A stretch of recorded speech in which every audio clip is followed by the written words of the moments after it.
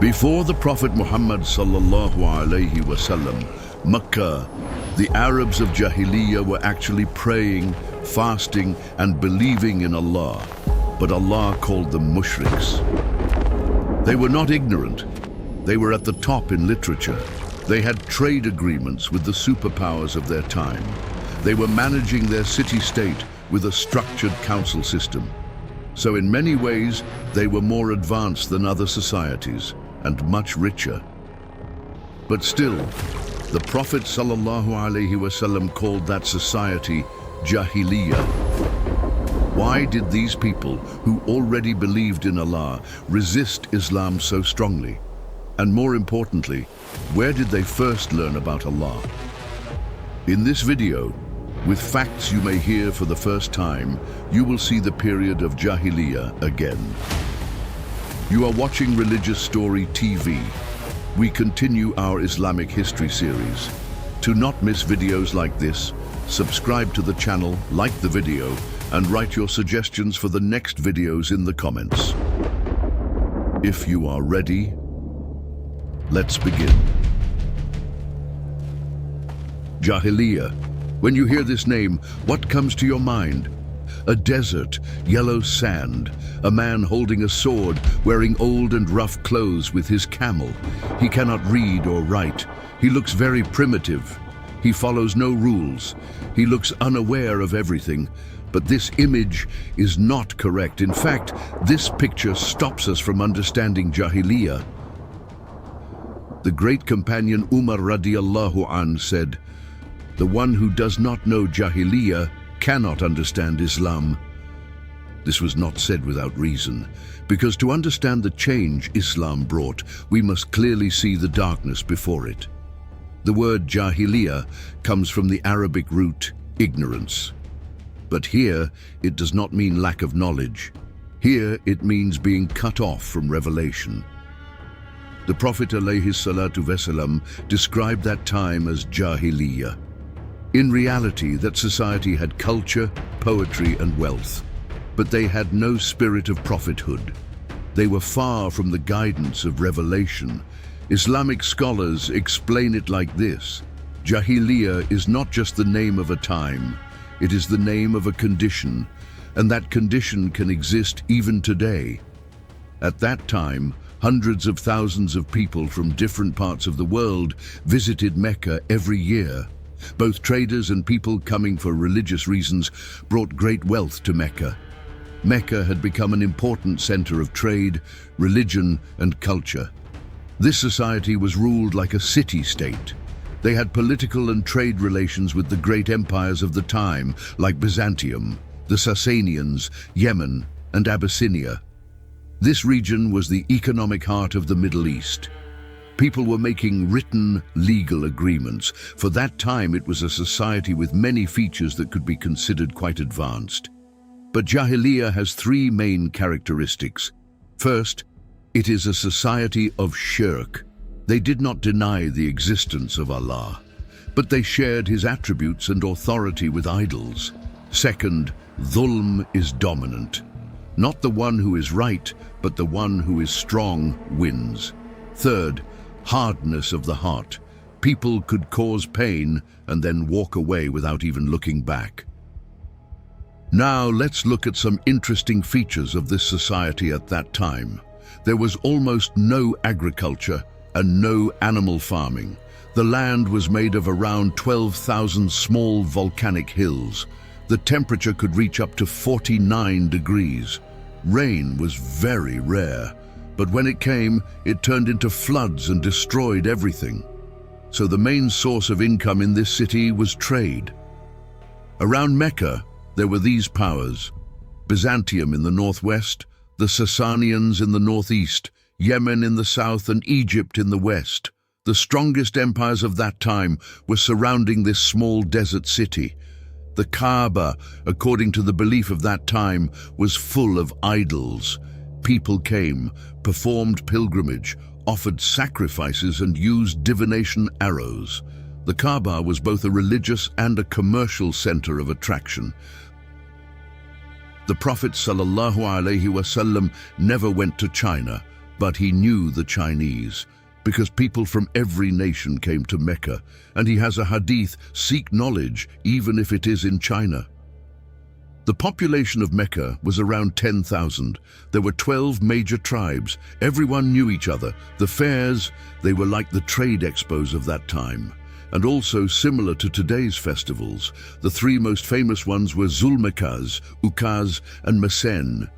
But these were not only places of trade. Poetry competitions were held there.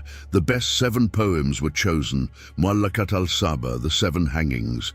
They were written with gold ink and hung on the wall of the Kaaba. And when the Quran came, it would not leave those 7 poems on the wall. The Quran was compared with those poems written in gold. This pagan society did not believe in it for many years, but because of the power of its words, they admired it and even hung it on the walls of the Kaaba. The peak of literature at that time was now on the wall of the Kaaba. Now pay attention to the name of one fair, Zulmekaz. It means a place where permission is given. At that time, anyone who wanted to come for pilgrimage first had to get permission from the fair. And the people of Mecca were selling this permission, and this was not enough for them. You cannot worship at the Kaaba with your sinful clothes. You must wear the special clothes that we sell. This rule does not apply to us, the people of Mecca, they were saying. Those who had no money were making tawaf naked. Now, do you understand the economy of Mecca? The Kaaba was a source of income. Religion was a tool for trade. And when the Prophet ﷺ stood up and said, "None of these idols are real," this was not only a theological objection, it was a threat to destroy a massive economic system. Do you understand the reason for their hatred? There were 360 idols in the Kaaba. Each one represented a belief, a hope. Lat, Menat and Uzza were the most well-known 3, and they were female names, because that mindset connected creation and existence with femininity. They were calling them the daughters of Allah. The Quran responds, "Have you seen Al-Lat and Al-Uzza, and the third one, the other, Manat?" Najm 20. Is the male for you and the female for him? That is an unfair division. Najm 22. The word Lat is the feminine form of the word Ilah. According to Imam Tabari, the ancient Arabs had a habit of giving idols names from the names of Allah. Lat was a distorted form of the name of Allah. Lat was represented in Taif by a flat, square stone, and a building was made around it. This temple was known as the Kaaba of Taif. The origin of this idol was actually a grave. There was an old man in Taif named Lat. He used to sit on the pilgrimage road and serve the travelers. When he died, he was buried there. At first it was just a grave, then they turned it into an idol. An innocent respect slowly became worship. The Thaqif tribe was so connected to this idol that when Abraha came to destroy the Kaaba with his army, the people of Taif went to the idol Lat and prayed for help. When Taif accepted Islam, they said, "Ya Rasulallah, allow us to keep the idol Lat for 1 more year. Then we will destroy it." The Prophet ﷺ did not allow even 1 second. Another popular Arab idol was Uzza. It means the goddess of power. It was derived from the name of Allah, Al-Aziz. It is the feminine form of Allah's attribute of power and strength. Physically, Uzza was 3 thorny trees in the area of Nakhla. A structure and guards were placed around them. The tribes of Quraysh and Kinana especially worshipped it. When these tribes went to Mecca for pilgrimage, they used to say, "By Allah, the Lord of Lat, Menat and Uzza, and the Lord of the Kaaba." According to historical and archaeological findings, the worship of Uzza existed since the 5th century BC.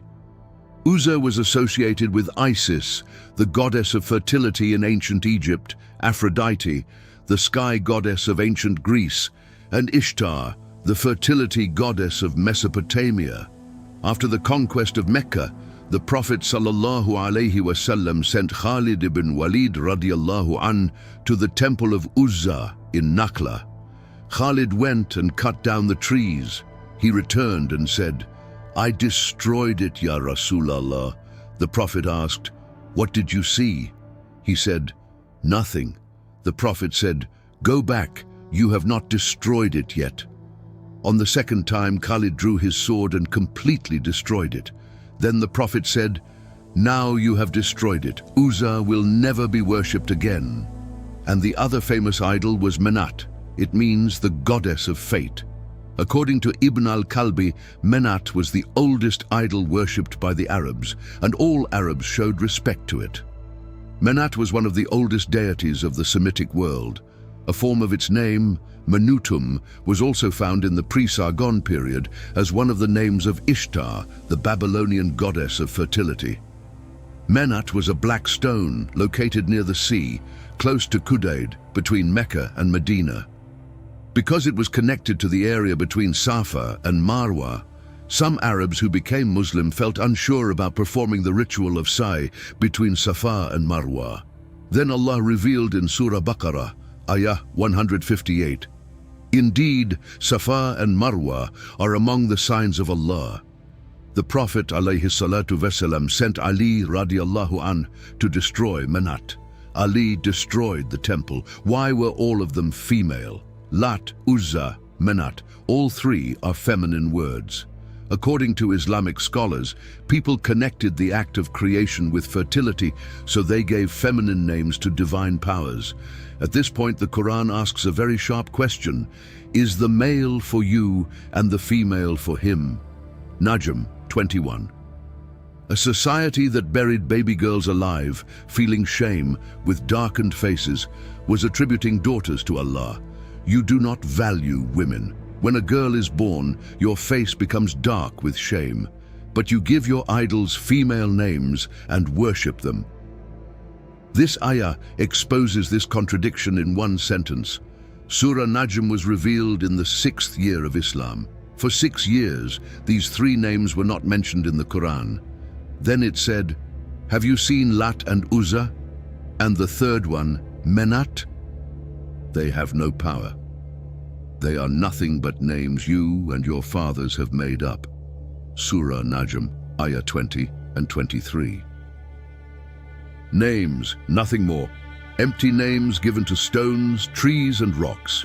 And the Quran continues, what are these names based on?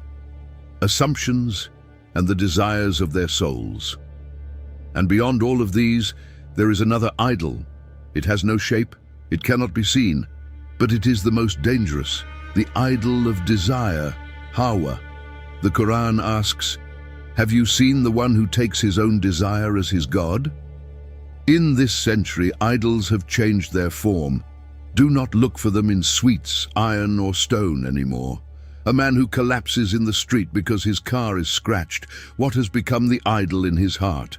A person who thinks his success comes only from himself, who sees his provider in his boss. All of these are different faces of the same thing. A mushrik does not say Allah does not exist. He says there is one Allah, but he gives his attributes to others. So what about us? Do we not have idols today as well? Let us look at our lives. Whatever we put at the center, whatever we are ready to risk everything for, and whatever loss we fear the most, that can slowly become a god in our life. May Allah turn all of us away from this mistake and allow us to place him at the center. Now let us come to one of the people who explained Jahiliyyah the best, Umar radiallahu anh. Think about a man. He memorized 500 lines of Jahiliyyah poetry. At the age of 27 or 28, he entered Dar al-Nadwa, the ruling council of Mecca at that time. He was one of the youngest members of that council. He resisted Islam for 6 years. Then he believed. And during his time as caliph, he ruled over 3 continents. One day during his caliphate at night in Medina, he gathered young Muslims and sat with them. At that time, Habab ibn al-Arat radiallahu anh came to Medina. He was a blacksmith. As Ibn Wa'il had not paid for the swords Habab made, he mocked him, saying, I will pay you after I am resurrected. Many people mocked him in those days, but it was not only that. Habab had also been tortured physically for 13 years. Umar showed his own cushion and said, "Sit on this." Habab sat down. Umar said, "Oh Habab, these young people do not know how Islam was reached. You tell them." Habab lifted his shirt. Everyone who saw his back turned their faces away. Wound upon wound, marks as big as eggs. "Oh Umar," Habab said, "your brother here stayed alone for 13 years. There were nights I almost lost my mind." Umar could not bear it. He hugged him and cried, "Oh Habab, from now on, you are the first to sit on this cushion." This scene shows why Umar spoke about Jahiliyyah, because he did not want to raise people who only inherit. He understood that without knowing the price, Islam cannot be truly carried. As Muslims, we sometimes think inside, I wish I lived in Asri Saadet. But when Miqdad ibn Amr radiallahu anh heard this sentence, he said something different. Some young people came to him and said, "How lucky are the eyes that saw the Prophet. We wish we lived in that time." Miqdad stopped and said, "Do not say that. We saw many people whose homes were right next to the Kaaba. They saw the Prophet with their own eyes, but they died without Iman. If I saw their appearance, I would think they were like tall palm trees, but they fell on their faces and were lost." This statement asks a deeper question. What would you do if you lived in Asri Saadet? Most likely you would do the same thing you are doing today. If today you make excuses at the smallest difficulty, then on that day you would be among those who turned back in the Battle of the Trench. If today your interests can pull you away from the religion, then on that day you would continue your life next to an idol worshipper. Jannah will be shaped according to what we truly seek, and what we seek is not measured by wishes, but by the way we live. Now let's look a little more at Mecca of that time. We said Mecca had a population of around 10,000 people. This population was divided into 12 major tribes. The people of Mecca were not nomads. They were a settled society that had lived in that land for many years. This stable life meant one thing. Everyone knew the Prophet alayhi salatu wasalam. They knew him since his childhood. That is why when they tried to accuse him in Dar al-Nadwa, they themselves realized that their lies would not be believable. Another topic in Mecca was marriage. Some people of Mecca married from outside the city. This explains the diversity among the companions. Among them, there were people of Turk, Roman, Persian, and Abyssinian origin. Mecca was truly a crossroads. So how was daily life? For example, shoes. They wore shoes called nalain. They had thick soles and open straps. These shoes were very useful during long trade journeys to Sham. In Masjid an-Nabawi, during Salah, the Prophet removed his shoes after a warning from Jibril alayhi salatu wasalam. When the companions saw this, they also removed theirs. Bathing was usually done at home. People washed in small tub-like containers. It is also reported that in Medina, people sometimes washed in small water pools. At first, toilets were outside the house, in places called al-Manasi. Around the 6th year after Hijrah, they were moved closer to homes. Clothes were washed by pouring water over them on stones. Mecca was a dry land, made of around 12,000 volcanic hills. So how did these people live? There was not even proper farming or animal raising. The answer is trade. Why do we emphasize trade so much? Because Islam was also challenging the trade system and financial fears of the mushriks of Mecca. Some people wanted to accept Islam, but the fear of losing their worldly income stopped them. Iman means being ready to leave wealth, money and benefits for the truth, and trusting that risk comes from Allah. Even if their trade was lost, Allah could open other doors for them. And today, those who put material benefits before Islam, if they lived in that time, they would most likely be among the mushriks of Mecca, turning away from Islam for the sake of their worldly gains. Because trade in Mecca was very attractive and very large, according to reports, caravans of 2,500 camels were setting out. We know that our mother Khadija radiallahu anha once sent a caravan of 700 camels for a single journey. Until the time of the Prophet's grandfather Hashim, the people of Mecca did not travel for trade. Trade was coming to Mecca, but Hashim established the agreements mentioned in Surah Quraysh, trade agreements called Ilaf. The routes to the north, to Sham, and to the south, to Yemen, were secured. But this great economy had a dark side, hoarding. The Prophet ﷺ strictly forbade it. There are very strong warnings in the hadith about hoarding. So who was managing these caravans of 2,500 camels? Who was carrying, selling, and marketing the goods? Slaves. It is reported that Abdullah ibn Judan had 1,000 slaves. He would buy goods from Yemen and sell them to Byzantium. Then he would take goods from Byzantium and sell them to the Sasanians. The total population of Mecca was around 10,000 people. That means one camel for every 4 people. In today's terms, it is like every family of 4 having a truck. And people like Khadija, Abu Bakr and Umar, they would give up these trucks, this wealth. They would leave their homes, their lands, even their lives. They would overcome the fear of losing their loved ones. And despite everything, they would say, Allah. Yes, sometimes we remember that time with longing. We say, I wish I lived in that time. But are we sure about ourselves?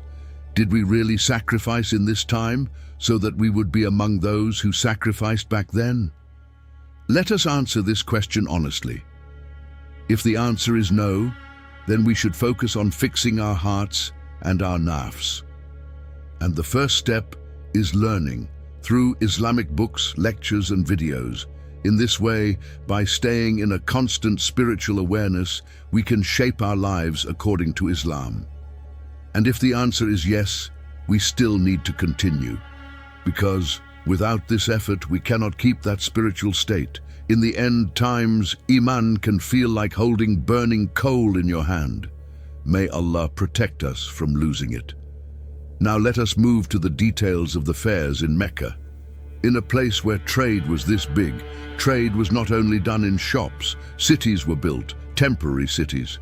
Every year in the same places at the same times. These were called fairs. More accurately, they were international trade expos of that time, and also festivals that attracted visitors. There were 3 major fairs. Let's start with Zulmakaz. People who came for pilgrimage had to first enter this fair and buy permission before going to the Kaaba. And just like today, where certain festivals require special clothing, the Mushrik Arabs made specific clothes mandatory, and they were selling them. But they themselves did not follow these rules. The Ukaz Fair was not only a place of trade, it was also the center of culture, literature, and poetry. A poet at that time was like a media leader today. He could start wars or bring peace. He had strong influence over people. The winning poems in Ukaz were written in gold and hung on the wall of the Kaaba. These were called Mu'alakat al-Saba, the 7 hanging poems. The Mecca Fair was set up near a garden with plenty of water. But these 3 fairs had a dark side in common, tents with flags. In every fair, these tents were set up and immoral acts were done openly. The Prophet ﷺ also went to these fairs, but not to buy or sell and to give the message. He went from tribe to tribe. Some laughed, some threw stones, and his uncle Abu Lahab walked behind him saying, "Do not follow this man, he is mad." He lived through all of this, but he did not give up, he did not lose hope. Mecca was not a state like modern nation-states. It was a city-state. There was no king or sultan, but there was no chaos either, because Qusay ibn Kilab, the 5th grandfather of the Prophet ﷺ, built a very smart system. The name of this system was Dar al-Nadwa. Dar al-Nadwa was like the Parliament of Mecca. It was a council where representatives of the 12 main families of Quraysh gathered. It ruled Mecca for about 200 years. People under 40 could not enter this council, except very special people like Umar. Each family had roles like ministries. Sidana, key of the Kaaba, Banu Abd al-Dar, Uthman ibn Talha. On the day Mecca was conquered, Abbas asked for the key. The Prophet reminded him of Surah Nisa, Ayah 58. Give the trust to the one who deserves it. And he returned it to Uthman, who was still a mushrik at that time. Sikaya, water for pilgrims. Banu Hashim, Abbas. Rifada, food for pilgrims. Banu Amir. Qiyada, military command. Banu Umayyah, Abu Sufyan. Ishnak, blood money matters. Banu Taym, Abu Bakr radiallahu an. Inna, army preparation. Banu Makhzum, Walid ibn Mughira, then his son Khalid ibn Walid. Sifara, foreign relations. Banu Adi, Umar radiallahu an. Abu Bakr was managing blood money. Umar was handling foreign relations. The father of Khalid ibn Walid was preparing the armies. And all of these men would one day become among the greatest figures of Islam. This is not a coincidence. But later, what did Dar al-Nadwa become? A place to silence the Prophet alayhi salatu wasalam. The decision for Badr, the decision for Uhud, the strategy of the trench, the plan for assassination, all were made there. Where did it get its power? From backbiting, gossip and slander. And when the Prophet sallallahu alaihi wasallam conquered Mecca, what did he do? He returned all these roles to their previous owners. Have you ever seen a conquest like this in history? Now let's look at belief in Mecca and how idol worship began. The mushriks of Mecca believed in Allah. Many Muslims think they were only idol worshippers, but they were not denying Allah. The word mushrik already means someone who associates partners with Allah. So they believed Allah exists, but they shared his attributes with other gods. For example, one god controlled rain, another controlled provision, another controlled war, according to their belief. The mushriks also performed pilgrimage. They fasted, they prayed, even if it was not like today. They knew Allah and accepted his greatness. But they said, Allah is too great. We need intermediaries. And they turned these intermediaries into idols. So how did this change happen? Where did they first learn the name of Allah, and how did they later fall into shirk? For this, we need to go far back, around 3,000 years ago, but not to Mecca, because it was not built yet. Now we go to a mysterious place, Babylon. There, in a city filled with the noise of stone gods, among a people who worshipped the sun, the moon, the stars, and idols they carved with their own hands, Ibrahim alayhi salam held on to the only truth. One day, when no one was there, he entered the temple. He took an axe. He destroyed all the idols, except the biggest one. When the people returned, they were shaking with anger. Ibrahim pointed to the biggest idol and said with a slight smile, "Ask him." Everyone knew that idol could not speak, but instead of accepting the truth, they tied him and prepared a huge fire. The flames rose to the sky, but the fire did not burn him. When the ropes turned to ash, Ibrahim alayhi salam walked out without a single burn. This miracle reached the king, Nimrod. The king called him and claimed, "I give life and I take life." Ibrahim answered with one question, "Can you make the sun rise from the west?" The king fell silent, in deep humiliation. What happened after, Allah knows best. Ibrahim alayhi salam left Babylon with his wife Sarah, Syria, Egypt, Canaan. For many years they traveled without a child, but with hope. Sarah could not have children. Then from Hajar, a son was born, Ismail alayhi salam. Then Allah tested him, maybe with one of the hardest tests in history. Take the mother and the baby, go 1,000 kilometers to the south, leave them in the most empty valley of Arabia, and return. And he did it. Hajar ran between two hills, 5 times, 6 times, 7 times, her fear growing each time. There was no one on the horizon. At that moment, water came out from the ground. Zamzam was born. Birds came. Then people came. On the tops of the mountains, silhouettes appeared. The Jurhum tribe, an old tribe migrating from Yemen, came down. They could have taken the water. They could have harmed Hajar. They did not. They honored her. They asked for permission. Ismail alayhi salam grew among them. He married from them. He had 12 sons. From this line came the Adnanis, Arabized Arabs carrying the blood of Ibrahim alayhi salam. Years passed. Ibrahim alayhi salam returned from time to time, and in this valley, 2 great events happened. First, Allah commanded him to sacrifice his son. Both submitted. Before the knife touched, Allah was pleased and sent a ram. The tradition of sacrifice began that day. Second, the Kaaba was built or raised, because the Quran says, they raised the foundations, as if the foundation was much older, maybe built by Adam alayhi salam. Allah knows best. Ibrahim alayhi salam called out to all people, come. Then he left. Ismail alayhi salam also passed away. The Jurhum tribe took control. At first they were honest, but wealth and power changed them. Gifts brought to the Kaaba began to disappear. Then 2 people, Isaf and Naile, committed a sin inside the Kaaba. According to reports, they were turned into stone. They were placed there as a lesson, but over time the lesson was forgotten. The stones became idols. Hubal came. It was brought from Sham by traders of Jurhum. People believed it brought rain.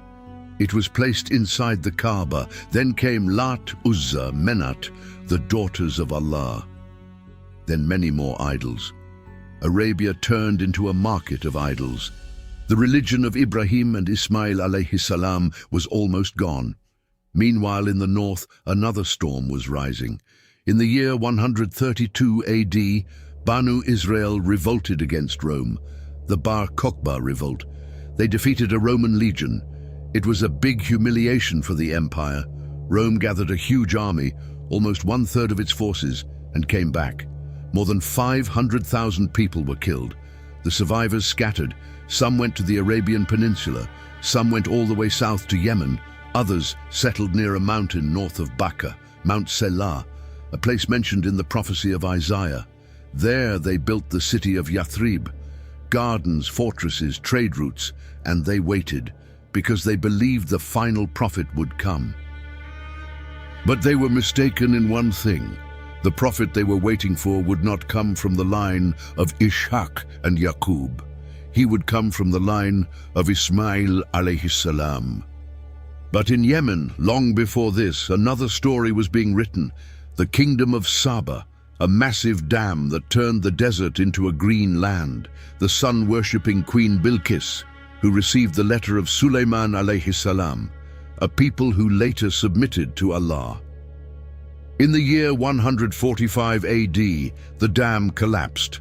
The waters came. They destroyed the lands and swallowed the kingdom. The tribes scattered. Aws and Khazraj migrated to the north, to Yathrib, next to the Jewish tribes. Not for that day, but for centuries later. From the ashes of Saba, the Himyar kingdom rose. It took Yemen, then expanded north. Around 400 AD, King Abu Karib marched with his army to the gates of Yathrib.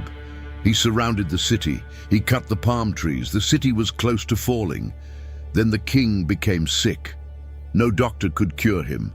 2 Jewish scholars stepped forward. They treated him. Then they spoke to him. The king left idol worship. His army followed him. Yemen accepted Judaism. This change saved them, but later a cruel ruler would come from among them and destroy Yemen, and that destruction would prepare the ground for the coming of the final prophet. In Bakka, another struggle was continuing. The descendants of Ismail alayhi salam had mostly left the city. They moved away from the Kaaba, which had been filled with idols by the Khuzar tribe. But among those who remained, there was one name, Fir ibn Malik, Quraysh. Generations passed. Their numbers grew. Their power increased. Around 440 AD, Qusay ibn Kilab was born. He lost his father early and grew up in Syria. He learned trade, leadership, and governance there. When he returned to Mecca, he looked like a stranger, but he was ready. He married the daughter of the leader of Khuzar. When his father-in-law died, the keys of the Kaaba came into his hands. After about 2,000 years, the Kaaba returned to the descendants of Ismail alayhi salam. But unity did not last. On his deathbed, Qusay chose his eldest son, Abd al-Dar. Quraysh split into two. One side swore an oath by putting perfume on the walls of the Kaaba. The other side did the same, with blood. Weapons were drawn. At the last moment, an agreement was reached, but the division did not end. It remained as a deep wound for generations. Then Hashim, the son of Abd Manaf, rose. He used to feed the pilgrims, even grinding barley with his own hands and preparing food. His name itself came from this generosity. But Hashim saw something important. Mecca depended only on pilgrimage. This was a weakness. He gathered his brothers. One of the greatest diplomatic moves in Arabian history began. The plan was simple but bold. Security agreements with tribes, trade agreements with great empires. Hashim went north and met the Romans. His brother went to Abyssinia. Others went to Himyar. Caravans became safe. Taxes were removed. In winter to Yemen, in summer to Sham. 2 seasons, 2 directions, 1 network. This system was so important that Allah mentioned it in the Quran. Hashim became a legend, and soon, in Mecca, a treasure that had been lost for centuries would appear again. On a winter journey, Hashim stopped in Yathrib. There he saw a woman. He stopped. Soon after they married, the woman became pregnant. Hashim continued his journey. He would return, but he never returned. He died on the road. The child was born in Yathrib. His name was Sheba. He grew up in the streets, not knowing his father, until one day, a trader from Mecca saw him. "This boy looks just like Hashim," he said. The news reached Mecca. His uncle Muttalib set out immediately. He found the child and took him with him. When they entered the streets of Mecca, people asked, "Who is this boy?" There was a stranger with Muttalib. People thought he was a slave. From that day, he was called Abdul Muttalib. And this name stayed with him for life. Years passed. His uncles died one by one. Abdul Muttalib took his father's place, but he was alone. He had only one son, no wealth, and Nawfal had taken his rights. He wrote to his uncle in Yathrib. An army of 80 men came. Nawfal stepped back. Abdul Muttalib returned to his position. Like his father, he was honest and generous, but he was weak. Then the dreams began. Every night, the same voice. Dig, dig in front of the Kaaba. There is something beneath it, lost for centuries. He took a pickaxe with his son and started digging. Right between the statues of Isaf and Naile, people shouted, "You are breaking the sacred place of the Kaaba." He did not stop. Then water burst out, Zamzam. The Zamzam that Jurhum had buried, lost for centuries. Now it returned. Mecca was shaken. Abdul Muttalib became the owner of this well. But he had a problem. Only one son. His enemies could overpower him and take the well away. So he made a vow to Allah. "If I have 10 sons, I will sacrifice one of them." He had 10 sons. He brought all of them to the Kaaba. Each name was written on an arrow. The arrows were drawn. Abdullah. The youngest, the most beloved, they drew again. Still Abdullah, again and again, every time the same. The sword was raised. People stopped him. They sent him to a soothsayer. The soothsayer said, "Add 10 camels each time and draw again." 10 camels, 20, 50, 90. Each time still Abdullah. When it reached 100 camels, the arrow pointed to another name. Abdullah was saved. 100 camels were sacrificed. A feast was given. The news spread across Arabia. Abdul Muttalib became a legend, and Abdullah became known as the man whose life was saved. At the age of 25, Abdullah got married. He set out for Syria. He became sick. He died. He did not know that his wife was pregnant. He would never see his child, and he would never know who that child would be. Then strange things began to happen in Mecca. as if everything was preparing for a great arrival. At that time, a completely different story was unfolding in Yemen. A commander named Abraha took the throne. He built a huge cathedral. His goal was clear: to remove the Kaaba and make Yemen the new center of pilgrimage. But the Kaaba was deeply respected. People did not accept this new place. One man even went and dirtied the cathedral as a reaction. People still saw the Kaaba as sacred, but no one respected this new building. Abraha became very angry. He gathered an army, 60,000 soldiers and 11 elephants. The year was 570. Tribes scattered. The people of Mecca fled to the mountains. The Kaaba was about to be destroyed. When the army came close, the largest elephant stopped. It refused to move. Then the sky became dark. Birds came, stones fell. The army was destroyed. Abraha returned, but he was finished. Soon after, he died. A power gap appeared in Yemen. The Persians entered. Allah had protected the Kaaba, as told in Surah Fil. The people of Mecca came down from the mountains.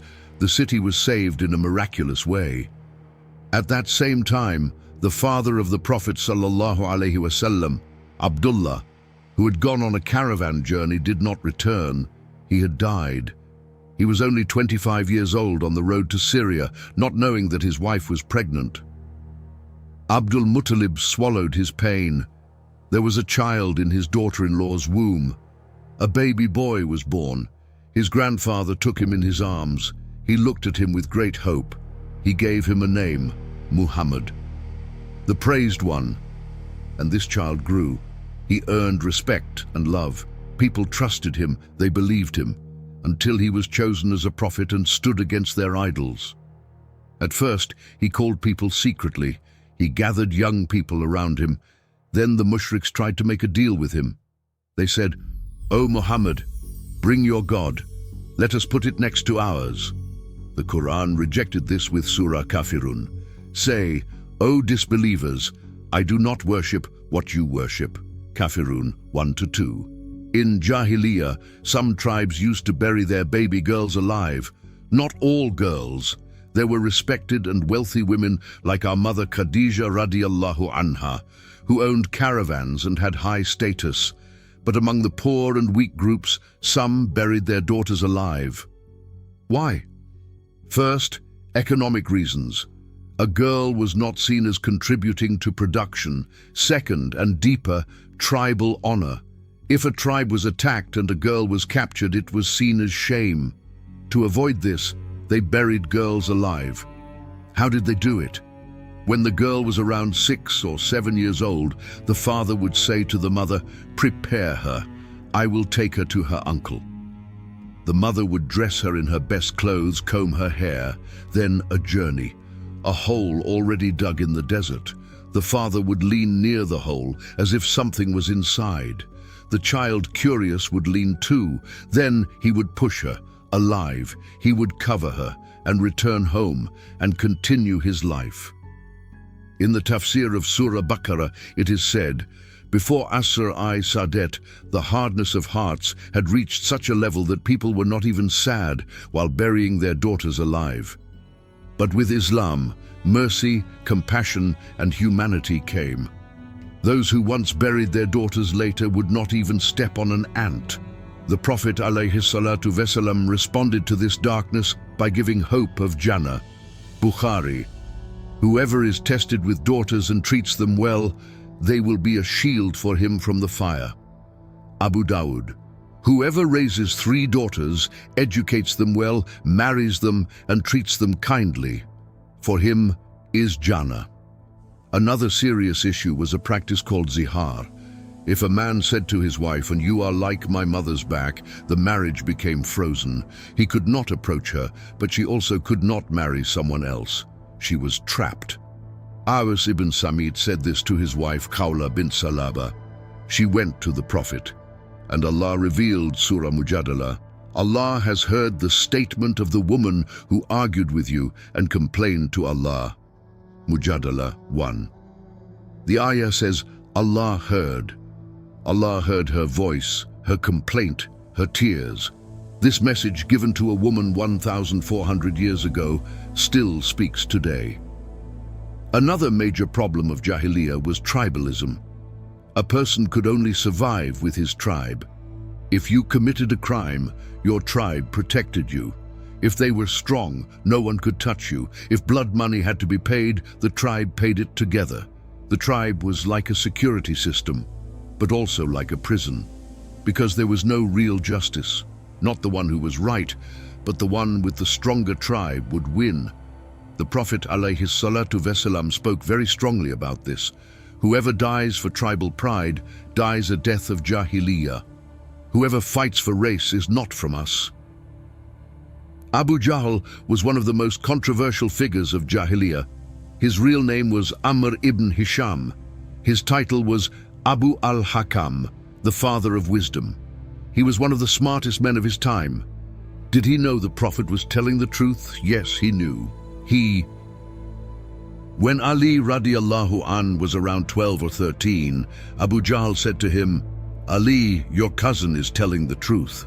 I know this. But we have been competing with Banu Hashim for years. Now you say a prophet came from you. Where will I find a prophet from my side?" He knew the truth, and still he denied it. Why? Jealousy and tribal pride. When these come together, a person cannot see the truth, even if it is right in front of him. Being removed from your tribe was the biggest punishment. If it was announced, "This person is no longer from us," that person was finished. In the desert, surviving alone without a tribe was almost impossible. When the Prophet ﷺ returned from Taif, he needed the protection of a tribe to enter Mecca, because his uncle Abu Talib had passed away and that protection was gone. When Islam came, who accepted it first? Young people, slaves, the poor and orphans, because they were the victims of this system, and the message of the Prophet stood directly against it. Superiority is only by taqwa. Another issue in Jahiliyyah was adoption. An adopted child was treated like a real child of the family. His name would change, his lineage would be connected to that family, and if he divorced, his wife would become forbidden for that family. Zayd ibn Haritha radiallahu an was a freed slave and the adopted son of the Prophet. People used to call him Zayd ibn Muhammad. He married Zainab bint Jahsh, then they separated. After this, Allah commanded the Prophet to marry Zainab. This marriage was to completely remove that Jahiliyyah tradition. The Prophet showed this change through his own life. In Jahiliyyah, when the head of a house died, a man could come from outside and throw his cloak on the door. Then what could he do? He could divide the property. He could sell the children as slaves. He could even marry the stepmother. The Quran stopped this in Surah Nisa, Ayah 22. Do not marry the women your fathers married, except what has already passed. Nisa 22. When a man died, orphan children were the most vulnerable. Whoever came first and threw his cloak took control of the house.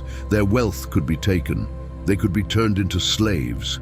A large part of Surah Nisa speaks about the rights of orphans and inheritance. These detailed rules came because of the dhulm in that time.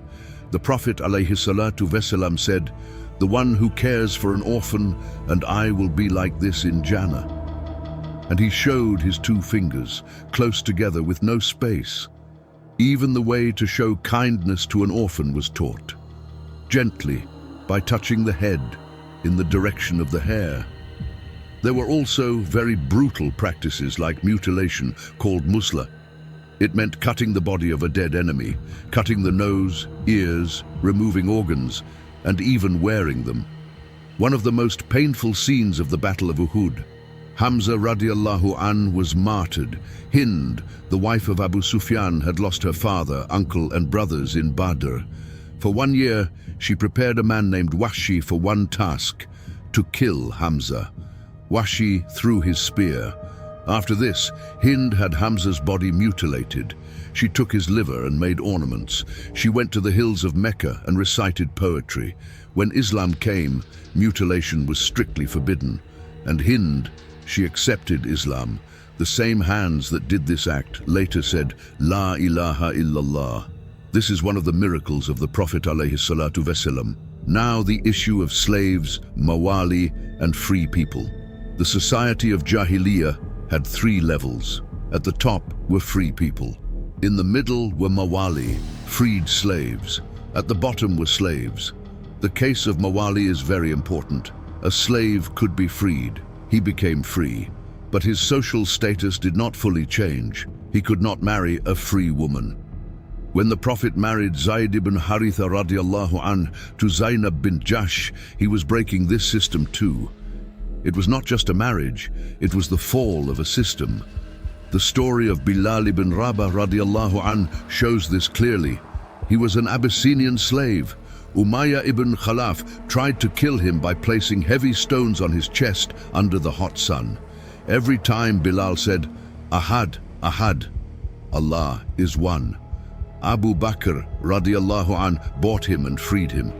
On the day Mecca was conquered, the Prophet told Bilal to climb on top of the Kaaba and call the Adhan. The leaders of Mecca stood below. Some whispered, good that certain people did not live to see this day.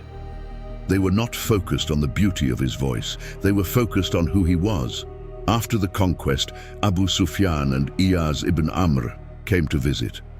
Bilal went inside and said, my master, Iyaz ibn Amr and Abu Sufyan are at the door. The Prophet replied, you said it wrong. Say Iyaz ibn Amr first, then Abu Sufyan, because Iyaz had accepted Islam earlier. In Islam, priority is not in blood, it is in taqwa. Even in Jahiliya, some values were untouchable. There were 4 sacred months, Zilqa'dah, Zilhijjah, Muharram, and Recep. In these months, spilling blood was forbidden. Even if you saw your father's killer in the Kaaba, you could not draw your sword. The Prophet ﷺ did not remove this tradition. Because these months created a space for the message, weapons became silent, and people could listen. Fairs were held, and the Prophet gave his message in those fairs. Sometimes the message of Allah uses even the traditions of the enemy. There were also superstitions. If an owl made a sound, it was seen as bad luck. A dog howling was a sign of disaster. A donkey's sound meant something bad would happen. People would change all their plans because of these signs. The belief in Ghul was also common. People believed that deserts and empty places had unseen owners. When passing, they would say, O owner of this place, we seek refuge in you. Surah Falaq and Nas speak directly against these beliefs. Marriage in the month of Shawwal was seen as unlucky. This belief continued even centuries later. But Aisha radiallahu anha said clearly, you think it is unlucky, but I got engaged in Shawwal and married in Shawwal. These false beliefs made life difficult. People could see every event as something bad. An owl made a sound. Do not do that work today. A dog howled. Do not travel. A wedding in Shawwal. This marriage will fail.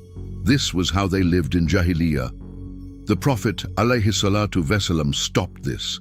And he gave something in its place, taful, thinking positively.